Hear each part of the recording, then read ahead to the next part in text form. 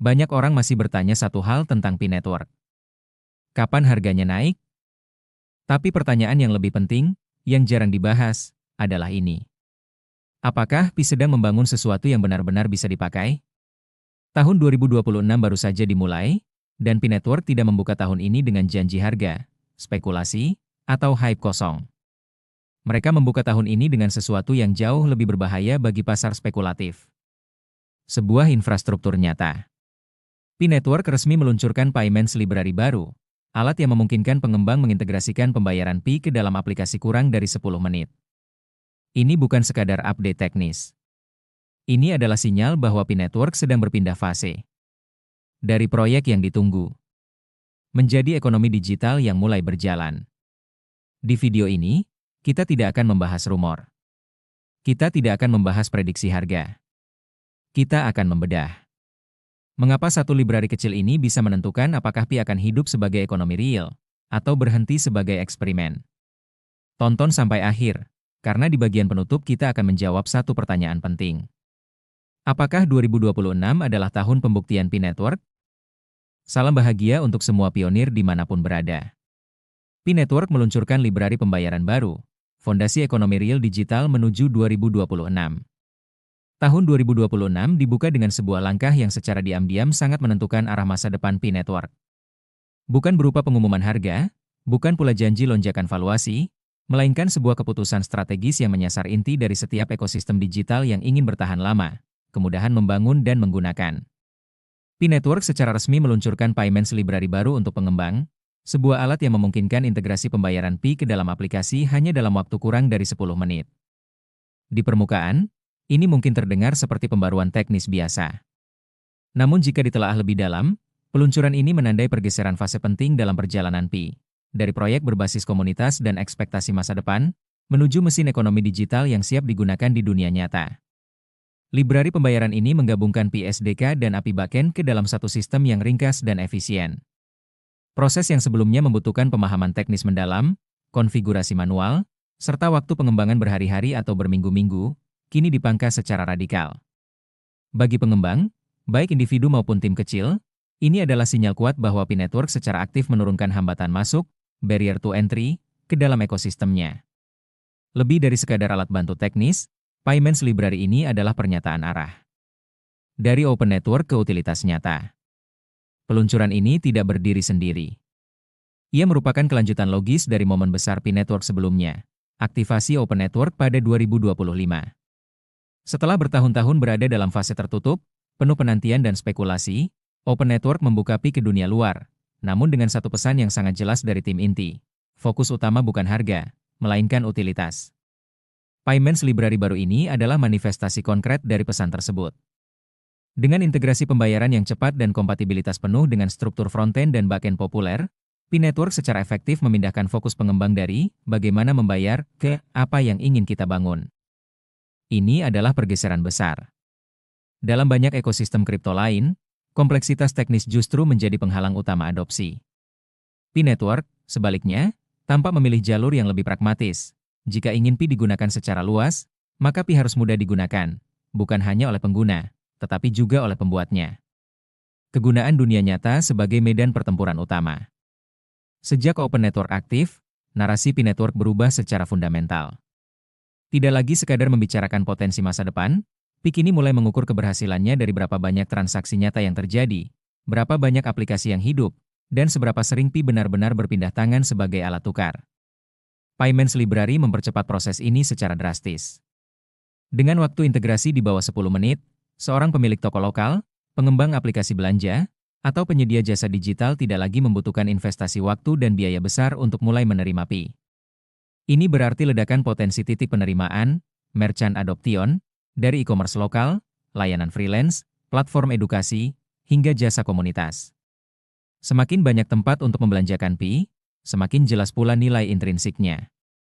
Nilai ini tidak berasal dari grafik harga, melainkan dari fungsi nyata sebagai medium pertukaran. Dalam konteks ini, Pi Network sedang berusaha membangun apa yang bisa disebut sebagai ekonomi real digital, sebuah sistem di mana token tidak hidup di bursa, tetapi di kehidupan sehari-hari. Percepatan velocity of Pi.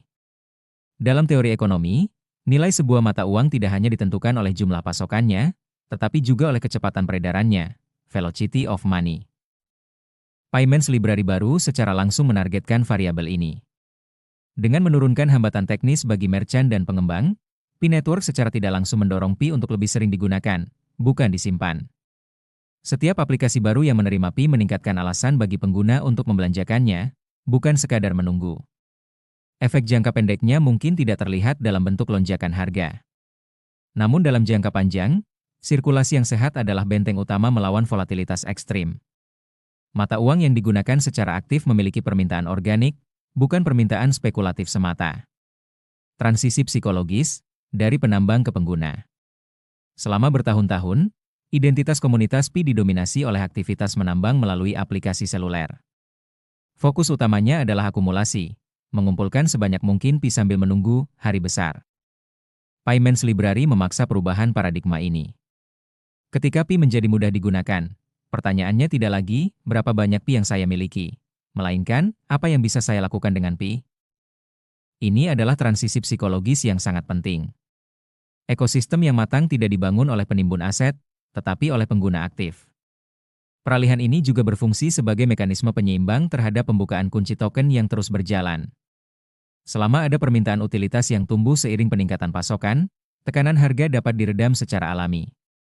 Demokratisasi inovasi, startup dan pengembang solo. Salah satu dampak paling signifikan dari Payments Library ini adalah penurunan drastis biaya inovasi. Dahulu, membangun aplikasi berbasis blockchain seringkali hanya mungkin dilakukan oleh tim besar dengan keahlian khusus. Kini, P-Network membuka pintu bagi pengembang solo dan startup kecil. Dengan SDK dan API yang terintegrasi, seorang pengembang independen dapat meluncurkan aplikasi fungsional dengan sumber daya minimal. Ini menciptakan potensi ekosistem akar rumput, mirip dengan fase awal App Store, ketika aplikasi sederhana justru menjadi fondasi pertumbuhan masif. Semakin banyak eksperimen kecil, semakin besar kemungkinan lahirnya use case besar yang tidak terduga. Stabilitas teknis dan protokol V23. Kompatibilitas Payments Library dengan protokol V23 menegaskan bahwa P-Network tidak hanya memikirkan kemudahan, tetapi juga ketahanan jangka panjang. Peningkatan pada V23 dirancang untuk meningkatkan stabilitas, efisiensi, dan skalabilitas jaringan. Dalam konteks pembayaran, stabilitas bukanlah fitur tambahan, ia adalah syarat mutlak. Tidak ada bisnis yang mau mengandalkan sistem pembayaran yang rawan gagal saat trafik tinggi. Dengan fondasi teknis yang diperkuat, P-Network mengirim sinyal bahwa ia siap melayani volume transaksi yang jauh lebih besar. Sentimen pasar dan tantangan yang belum usai. Meski langkah teknologinya solid, P-Network masih beroperasi di tengah sentimen komunitas yang terbelah. Isu KYC, migrasi yang tertunda, dan ketidakpastian administratif masih menjadi topik diskusi hangat.